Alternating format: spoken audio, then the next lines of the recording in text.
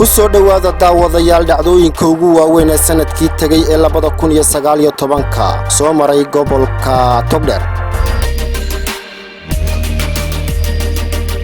maxaa ka dhacay gobolka?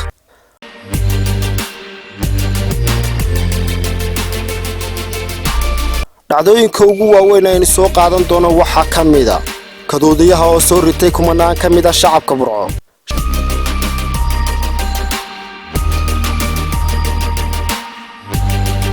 shimbir ugaarsanaya caruurtii reer miyiga oo cabsi galiyay dadka ku nool deegaanada gobolka Togdheer.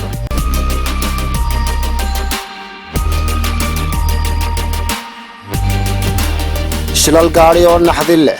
iyo geerida ku timi qaar kamid ah mudanta gobolka Togdheer ee aan la ilaawi doonin.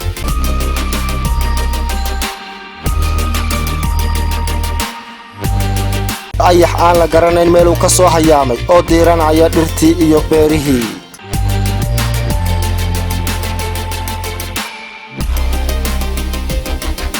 hirdanka awoodeed ee dhexmaray culimada Cumar bin Cafuuf iyo dawladdii iyo awoodihii qarsoonaa ee soo ifbaxay 2019.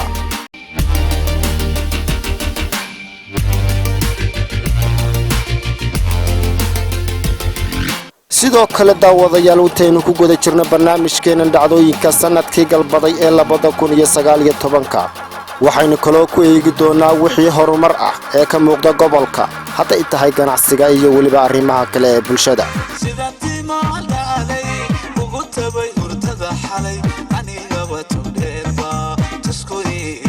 waxaa kaloo aynaan ilaawi doonin daawade oo aynu diiradda saari doonaa wixii uu soo kordhay ama iska dhimay baahiyaha asaasiga ah sanadkii galbaday ee 2019.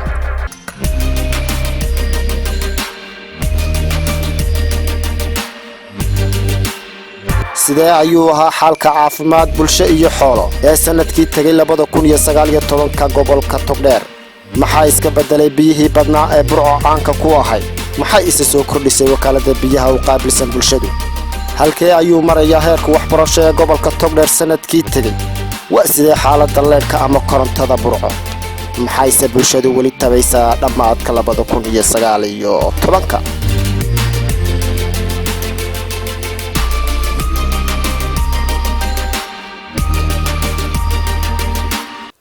dhammaan qodobadaas iyo kuwa kale oo xiiso badan ayaynu daawadayaal ku soo qaadan doonaa barnaamijkeena dhacdooyinka sanadkani tagay ee 2019 wixii soo maray gobolka Togdheer.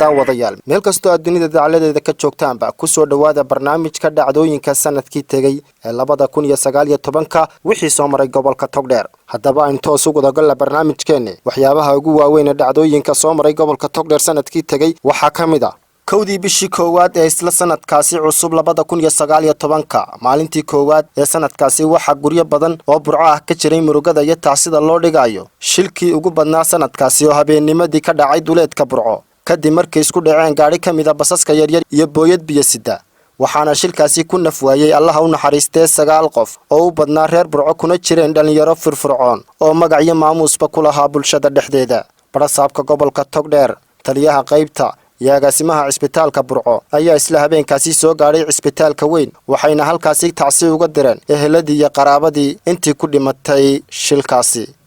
shil gaari oo ka dhacay duleedka magaalada Burco 7 qof oo dhintay iyo 3 dhaawac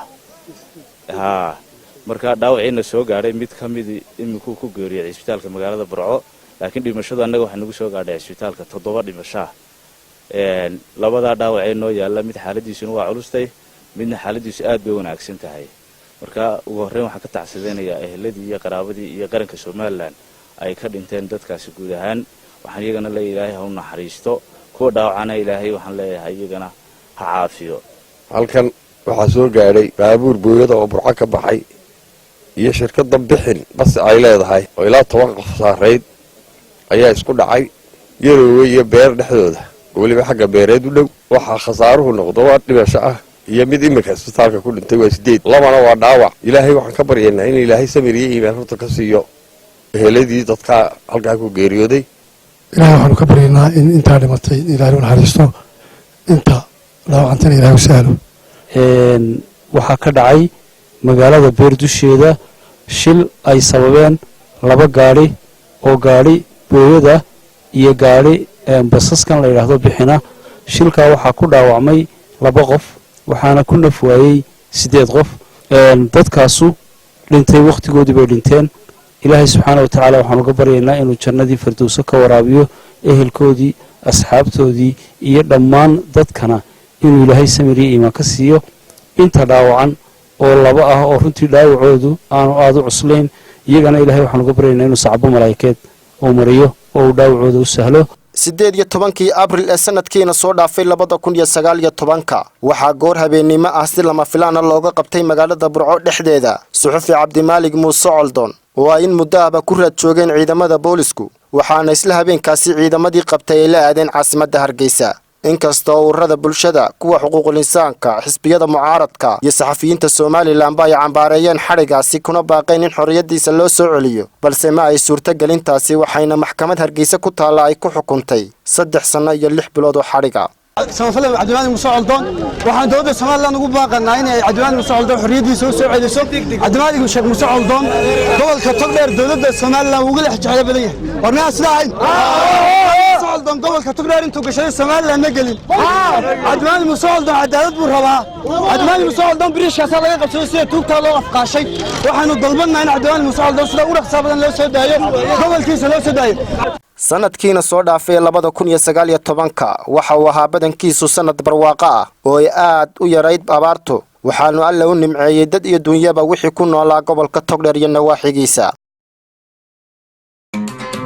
dhulka hooyaday waan jeclahay dhaqashadiisii dhuuxiyo naftaydii qalbiga waa ku dheeryahay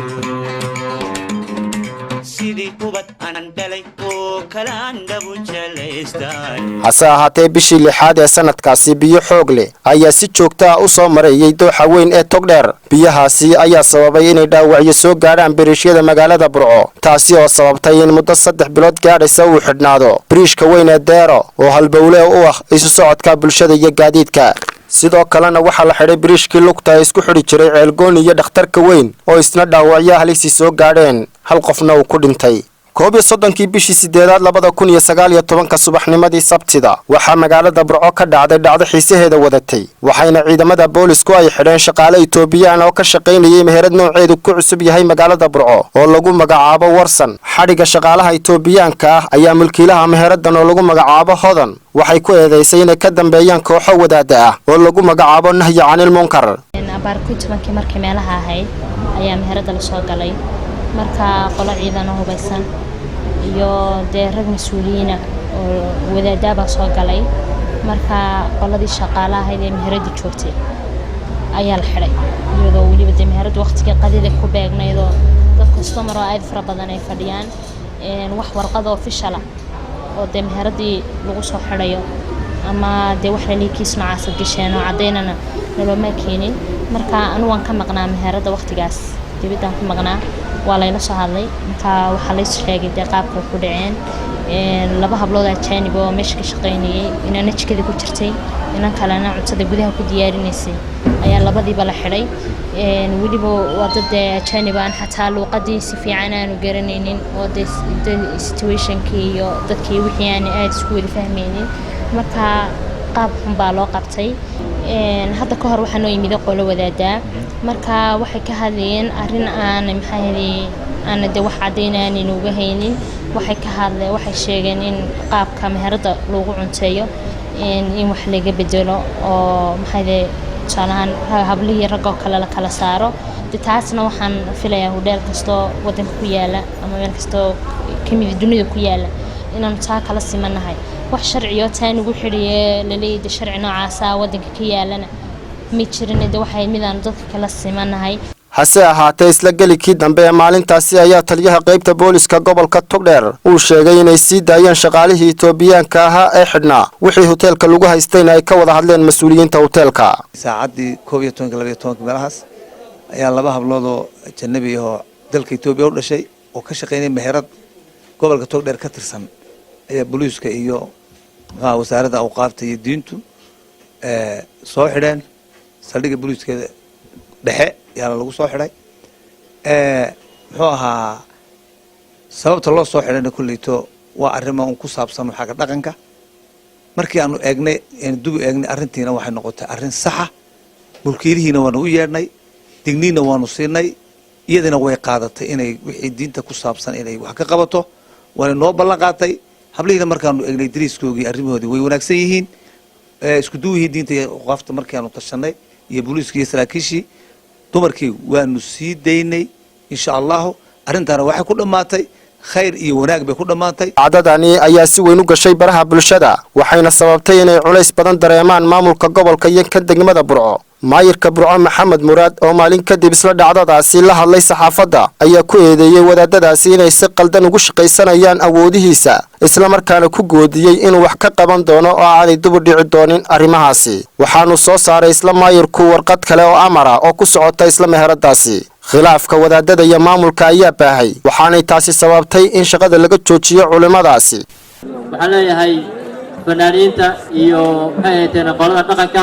inta waa ku soo dhawaada magaalada Burco ay soo oranay Umar bin Cafuuf wada xiraya soo dhawaada balse dhowr bilood kadib dhawaan ayay shaaciyeen culimadii inay shaqadoodii dib u bilaabayaan isla markaana ay heshiiyeen maamulka gobolka Togdheer waxaan hadda ka soo daray rashir u dhaxeeyay guddida nabadgelyada gobolka Togdheer iyo guddida wanaag farista iyo xumaan reebista ee gobolka Togdheer waa la socoteen oo dadweynaha waxaan ogeysiinaynaa waa la socoteen waxa way tashuusha 3 bilood iyo bar ka hor ayaa dhacay oo xagga shaqada ah waxaanu ka shiraynay arrintaas ay ahayd maamulkii gobolka markii arrintan ka wada hadalay oo fadhiyo badan aan soo yeelanay waxaan isla garanay hawsha in hay'addu ay dib u bilowdo sidii caadiga ahaydna ay u wado booliska iyo dawladda iyo maayarka iyo barasaabka iyo ciidankana ay la shaqayso wax la isku wada og yahay oo maamul ahaan iyo shacab iyo hay'adba in laga fuliyo gobolkii oo aanay noqon markaa arrin markaa surmaseegta yeelata aanay noqon arrin dhib inagu keentana aanay noqon laakiin wixii xuma ah ee lagu soo kordhiyo gobolka ee muuqda ee lala soo shaacabaxo in dawladda iyo shacabba meel aynu uga soo wada jeedno sidaasaan isla garanay wixii gaara ee markaa diinteena ku xun dhaqankeena ku xun la wado ee amniga ku xun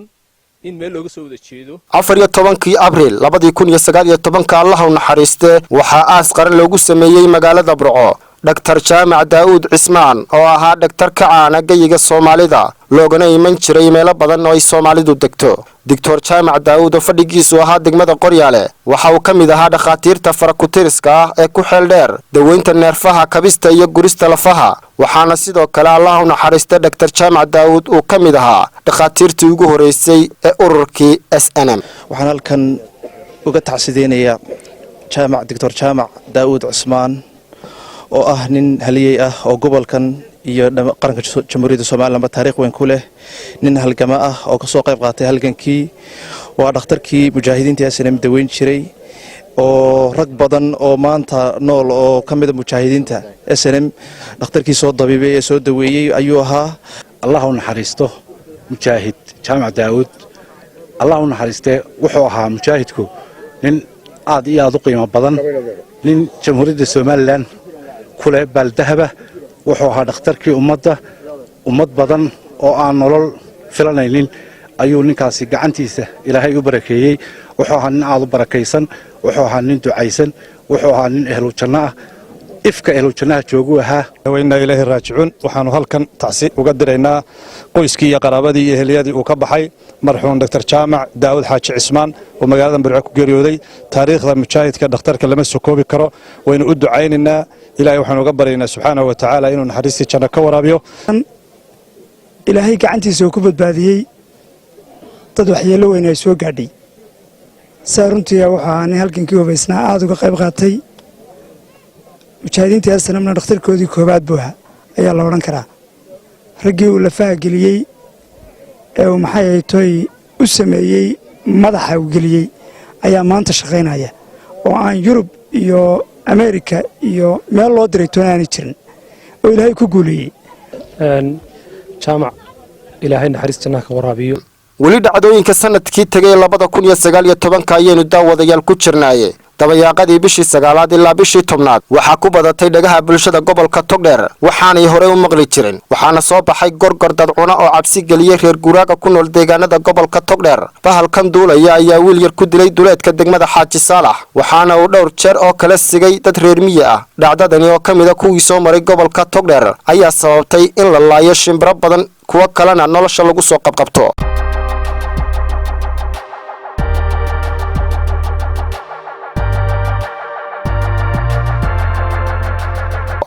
xanuun aan horey loo arag oo xumad badan leh xaglaha qofka laabaya caruur iyo ciroolaba aan midna dhaafayn ayaa isna ka mid ah dhacdooyinka mahadhada reebay ee 2019 u gaar ahaa gobolka Togdheer. xanuunkaasi oo reer Burco ula baxeen kaduudiye ayaan lahayn dawadiisa balse wacyigelin ballaaran iyo olole nadaafadeed ayay bilowday wasaaradda caafimaadka gobolka Togdheer. ilaahay idankiina ugu dambeyntii bishii 11aad ee sanadkaasi ayay ku caafimaadeen badi bulshadii u haleelay. dadweynaha ogeysiinaynaa xanuunka waxaa keena oo fidinaya kaneeco. qof kastaba gurigiisa hadday biyo hor fadhiyaan ha aasaamaha sii daayo guryaha la iska buufiyo dadku mara kaneecaha ha xidho weelka biyaha lagu shubto ha dabooleen wiil kastana 2 jeer iska maydheen.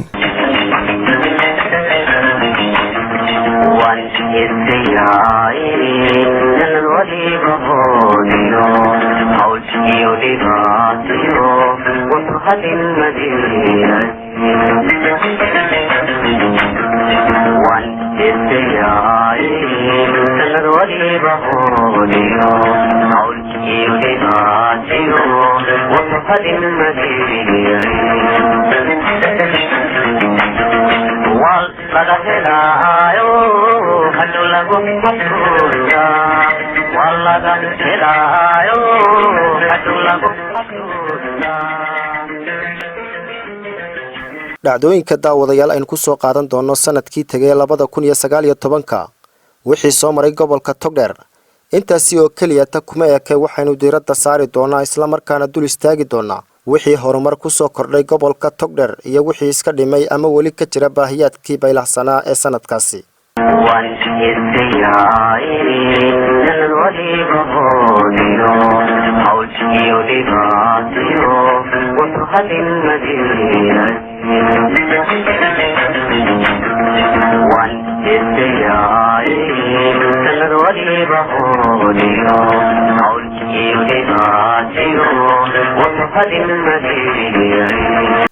horumar ballaaran oo dhinac walba leh ayaa ku soo kordhay caasimadda gobolka Togdheer ee magaalada Burco. dhismayaal qaabaysan oo qurux badan, suuqyo ganacsi oo ballaaran, hoteello casriya, isbitaallo gaar loo leeyahay iyo ganacsiyo kale oo badaniba waa horumarka ay qabsadeen shacabka Burco. 2019 oo iyagoo iskaashanaya si mugle ugu dhaqaaqay dhanka horumarka. dhinaca danta guud sanadkii tagay 2019 waxaynu ka xusi karnaa garoonka caanka Alamsey Stadium oo ay dawladdu ku samaysay dubahabayn lana dhigay rooga cagaaran kaas oo dib u soo nooleeyay rajada dhalinyarada ciyaaraha xiiseeya walow ay weli jiraan tabashooyin ay tirsanayaan dhalinyaradu.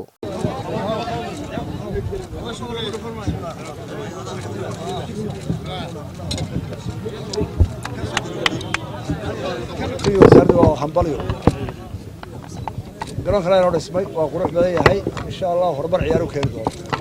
midna waan ka doonaynaa qoladii dhalinyarada ah dhaqanka imka aynu ku jirro ee xaafadda inaad abisa haddii kala ciyaartay ugu maysa meel la gaari maysa xaafad qura loo ciyaaraana dee meel u gaari maayo haddii Burco ciyaartay aad ka haatana meel gaari maysa Burco ka noqo qaranka Soomaaliyeed ka noqo geeska afrika ka noqon isla caalamka taasoo dadka doonay waxay noo ballanaa inaad baabisaan xaafadda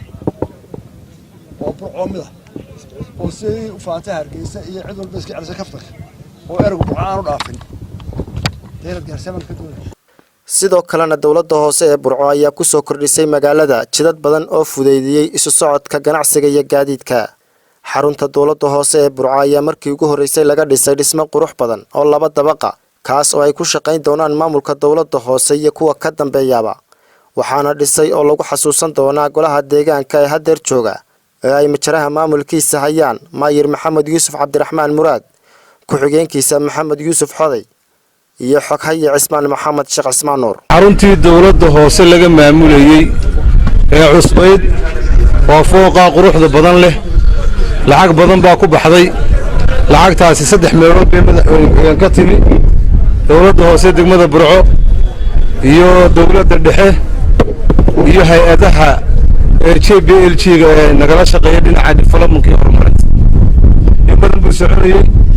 waa guri aad iyo aad u qurux badan oo isleenahay ha idinka hadheen maamulka naga dambeeya haddii Ilaahay ka dhigo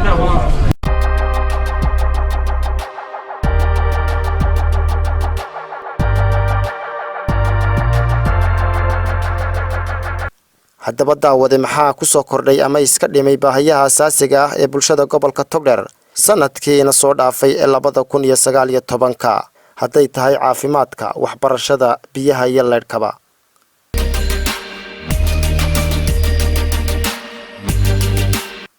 aynu ku horeynay waxbarashada waxaa kor u kacay tirada ardayda iyo iskuulada ku yaala gobolka Togdheer ee sanadkii tagay 2019 u fadhiistay imtixaanadii qaranka ee laga qaaday bishii 6 ee isla sanadkaasi waxayna ardayda Togdheer ay kor u dhaafeen 5,000 oo arday waana gobolka labaad ee ugu ardayda badan Soomaaliland taasina waxay sababtay in markii ugu horeysay Burco marti geliso shirweynaha gudoomiyayaasha waxbarashada ee dalka waxaase xusid mudan dugsigii farsamada gacanta Burco oo sanadkii tagay 2019 uu ka yimi murankii ugu badnaa ee dhanka waxbarashada kadib markii ay soo baxeen warar sheegaya in la leexsaday dayactir iyo dib u casriyeyn ay ku samayn lahayd dawladda Jarmalka ee horay u dhistay walow ay wasaaradda waxbarashadu warkaasi beenisay gaar ahaan reer Togdheer maanta doonahay waxaan ka hadlaynaa ama aan baaqdilina dawladda Soomaaliland ugu horeeyay Muuse Bixi Cabdi waxaan leenahay wax kasta oo ay Soomaaliland yimaada boqolkiiba 90 waxaan u tirinaa in uu tagaan caasimada annaguna dhalinyar ahaan waxaan ka duuleynaa aan ka hadlaynaa xumaan kale dhibaato kale isku imanin in aanu Burco helo xaq ay lahayd maadaama waxyaabo badan oo Burco ay lahayd hore ay saa ku tageen imikana waxaan leenahay hal la helo meynka ugu weyn iyo hawsha ugu weyn waxa la doonayay in dugsigan laga qabto sida qorshuhu ahaa wax isbedelay iyo meesha isbedelku ka anaga wali noo macada waxay soo muuqataa in si deegaamaysan oo ma garanaysaa ay reeraysan oo shaarkii dawladda la xidhanayo la doonayo in iskuulka mashruuciisii la duwo taasina waxay hoos u dhimaysaa wax wada lahaanshihii gobolada Jamhuuriyadda Soomaaliland mashruucan hay'adda GIZ ee iskuulka Jarmalka ee Burco runtii mashruucaas oo ay qeyradhaanta nagu soo gaadhayso in gobolkii laga leexiyay oo loo wado in Hargeysa laga dhiso anagu Hargeysa wax oo dhammeeyno waa caasimad balse waxaan ugu baaqaynaa xukuumadda iyo ciidii hawsha ku jirta cid kasta oo doonaysa inay barnaamijka leexisana waxaan u leenahay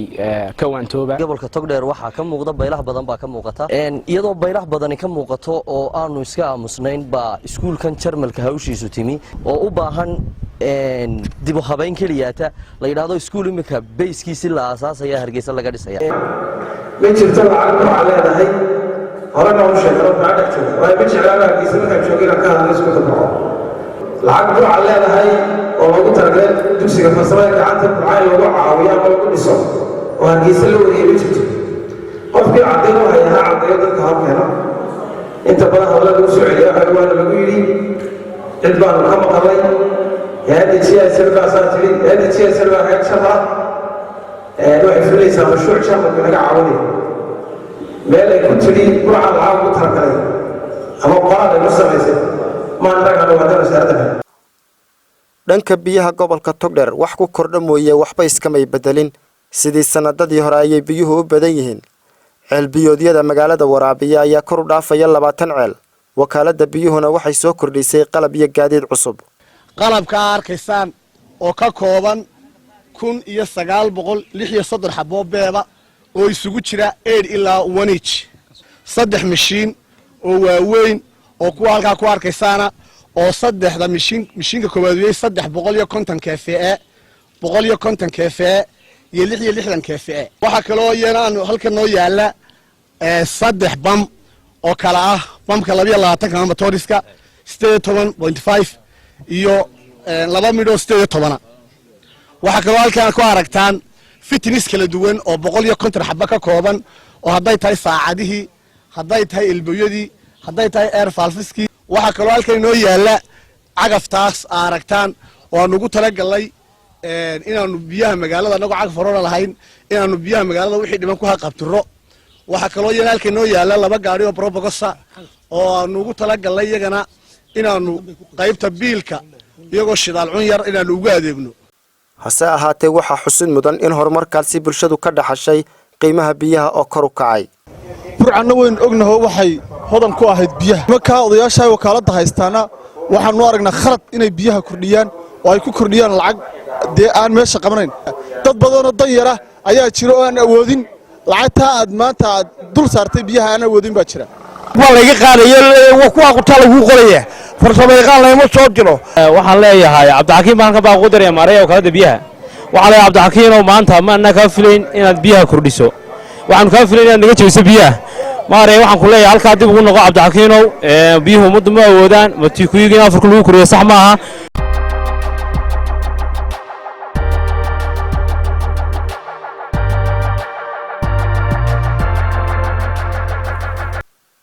wixii iska bedelay sanadkii galbaday 2019 baahiyaha asaasiga ah ee gobolka Togdheer ayaynu ku jirnaaye dhanka caafimaadka bulshada waxaa sanadkii tagay soo kordhay miyiga magaalada xarumo caafimaad oo aan horay u jirin waxaa dawooyin iyo shaqaalaba la geeyay deegaano aad uga fogaa inay helaan daryeel caafimaad walow ay baahida caafimaad ee bulshada gobolku weli jirto haddana sanadkii dhammaaday 2019 waxaa markii ugu horeysay laga hirgeliyay gobolka Togdheer mashruuc la baxay Shine oo soconaya muddo 5 sano ah mashruucan oo iska kaashanayaan wasaaradda caafimaadka iyo hay'ado madax bannaan wuxuu daryeeli doonaa hooyada uur kale xanaaneynaya ta umushay kafaalo qaadanaya daweynta carruurta wixii ka yar 5 sano jir waxaana u bilaasha dawada iyo shaybaarka goob kasta oo mashruucani ka socdo mashruucan wuxuu naga taageerayaa caafimaadka iyo nutritionka wuxuu daboolayaa 720 xanaano oo 11 ka mid shaqaynayaan 24 saacadood sidoo kale waxaan la ilaawi karin sanadkii tagay 2019 isbedelka ku yimi cisbitaalka weyn ee Burco kaas oo sababay in bulsho badan oo markii hore ka caban jirtay adeegiisa ay haddeer siiyeen kalsooni buuxda xanuunada TB-da oo iyagu iskugu jira kuwa bukaan socda iyo kuwa bukaan jiifada iyo qaybtan maskaxda ka xanuunsanaysa oo maandhaya oo isaguna iskugu jira dad ka qaata dawooyinka oo bukaan socda iyo bukaan jiif waana qaybta ugu badan ee dadka bukaan socodka ka qaataan dawada ilaa 3,000 dad ku dhow ayaa dawada ku qaata oo soo dawo doonta iyo qaybtan kale dadka lagu shaqeeyo ama qaliin ha noqoto ama dhalmo ha noqoto ama carruur ha noqoto ama gargaar deg ha noqoto runtii cisbitaalkan Burco oo muddo badan marka 70 sano ka badan dhisnaa oo maanta maraya marxalad aad u wanaagsan buu maraya marxalad badan buu soo maray waar kasta waan ribeer garayna halkan waa dhisma ka soconaya waxa weeyaan in laamigi loo mari lahaa qaybahan dialyska iyo qaybta paymentga imika shaqadu dhamaatay imika waxa dhammaaday 30 qol oo 20 ay dhistay wasaaradda caafimaadka ee xaruntu 10 cusar ku daray iyo hadda dhammaaday oo paymentga waxa kaloo noo dhammaaday 3 hool bakhaar oo lagu talagalay dawooyinka iyo la dhigo imika noo yaaliin iyo 2 xafiis imika dhammaaday aad iyo aad ma shaqaale caafimaadka gobolka haddii MCHada haday tahay cusbitaalka waliba sida cusbitaalka aad iyo aad baan ugu mahadnaqayaa cusbitaalkii guud ee magaalada Burco ahna cusbitaalka referalka oo ah gobolka oo dhan farxad bay tahay intii migaan ku jiray kormeerka iyo neenta cusbitaalka waxaan aad iyo aad u arkay isbedel weyn oo aanan filayn isbedel hididilo leh isbedel aynu u isticmaali karno inaynu ku hagaajino cusbitaalada kale dalka wasaaradahan waxaan qirayaa in wax gobolada kale aanu siino la siiyo cusbitaalkan laakiin isbedelka iyo wixii aanu wasaaradahan u qorsheynay inay wax muuqda ka qabtaan wuxuu ka imanayaa waa maamulka iyo maareynta iyo in dadku ay ka go'an tahay inay isbedel sameeyaan wasaaradahan waxa naga go'an in aanu cusbitaalkan maadaama ay noo muuqato in wax weyn qabsaday in arrintaa lagu abaalmariyo oo waxaanu la qaban jirnay aanu sii joogtayno. dhanka leydhka ama korontada daawadayaal sanadkii tegay 2019 waxba iskamay bedelin korontada Burco balse waxaa xusid mudan sanadkaasi 2019 in jidadka Burco laga hirgeliyay markii ugu horeysay leydh si weyn uga qayb qaatay nuurka iyo quruxda magaalada Burco.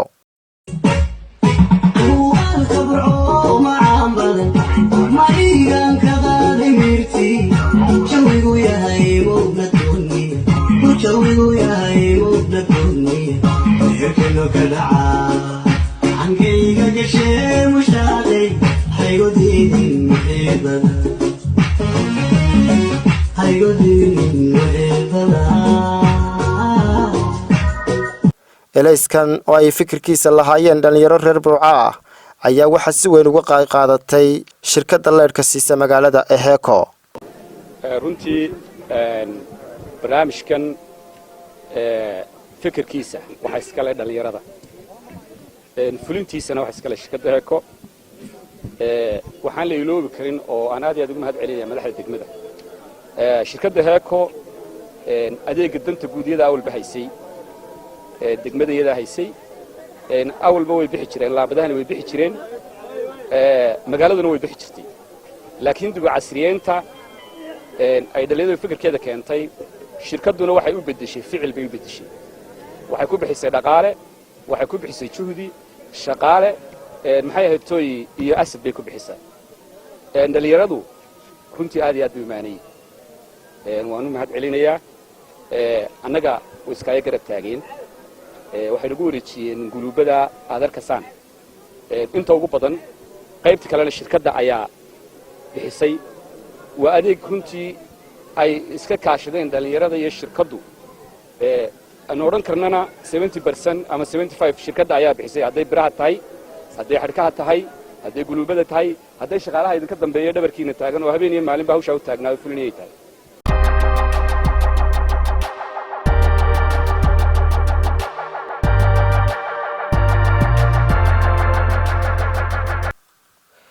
gabagabadii barnaamijkeena dhacdooyinka sanadkii tagay 2019 iyo wixii soo maray gobolka Togdheer ayaynu ku jirnay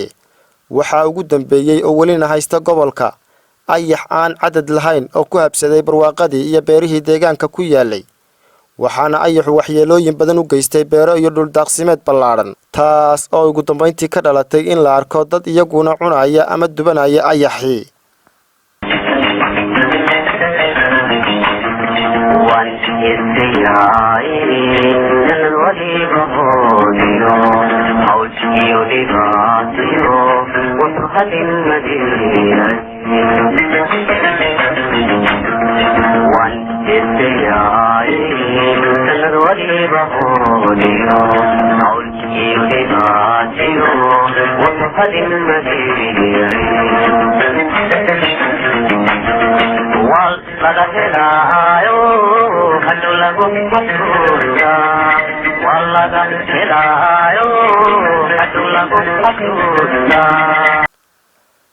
barnaamijkeena dhacdooyinka gobolka Togdheer oo aad kala socoteen telefishinka Ariel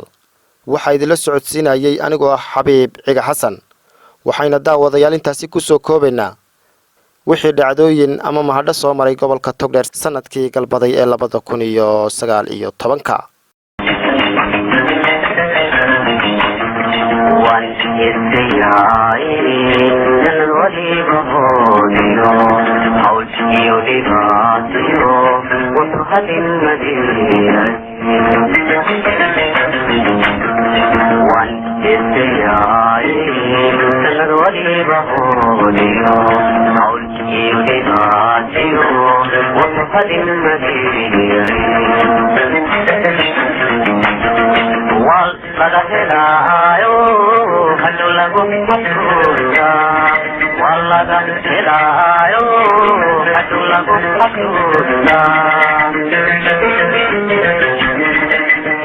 No